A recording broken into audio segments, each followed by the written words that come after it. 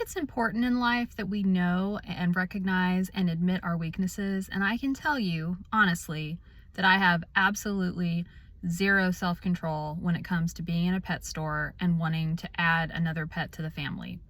In fact, you can see well, not really well back right now, but oh, there he is, his little head poking out. We have a yellow lab at home. We have a pit bull mix that we found on the side of the road.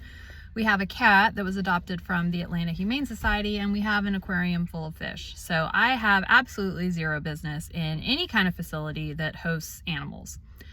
But nonetheless, today the girls are on spring break and I was hanging out with them, and so I took the girls to PetSmart because I wanted to get another frog and some of those floating lily plants for the aquarium, which here we are. I mean, we already have an aquarium and fish and I want to add to it. I can't help myself. So we go to PetSmart, and unfortunately they didn't have either of the items that we were looking for, so that was kind of a bust. But as we were walking out, we happened to pass the reptile section, and I can tell you, even though I am such an animal person, literally never in my life have I thought to myself, I would like a reptile.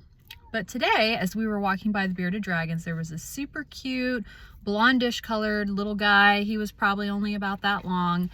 And it was like love at first sight. He fell in love with us. We paused by his little terrarium and he was moving around, giving us a side eye, throwing himself at the glass. I mean, it was like he was just asking us to take him home.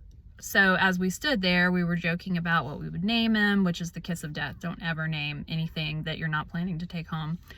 And my oldest daughter suggested Geronimo, which we would refer to him as Jerry. So it was going to be Geronimo Reginald Squires. So by the time we gave him the full name with the middle name and everything, the kids had me completely convinced that we were going to take home this bearded dragon. So much so that we called Eric there in the store and they were trying to put on the hard sell, and he was like, no, this is a hard no. There's no way, we already have enough pets. And you know, honestly, he's right. And thank goodness for Eric, or I would be that lady with 100 cats and dogs and who knows, we have a big backyard. I might even have a goat and a horse and a cow by now. But thankfully he speaks words of wisdom and reason over me, and he put the kibosh on the bearded dragon. And you know, deep down I knew he was right, even though I was kind of disappointed in the moment.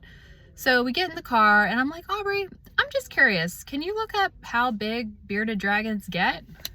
Well, news to me, they can grow up to 2 feet. And I'm thinking, where in the world would we have put this thing? Oh, my oldest daughter would also like me to mention that we weren't sure that Geronimo was a boy, and if he wasn't and was a girl, we were gonna go, instead of Geronimo Reginald Squires, we were gonna go with Gererica Regina Squires. So, you know, like we had this all thought out, like either gender, we had a good plan. So that was our adventure today in the pet store. But I would like to end this video by letting you know that my oldest daughter, she is willing to be a guest star on my next video, but her condition, because you know she's not going to just do that, is that I get 100 likes. So like this video and then she'll join me in the next one. And if you see me in the pet store, just tell me to leave, because I have no self-control. I love pets. That's just me. Now you know.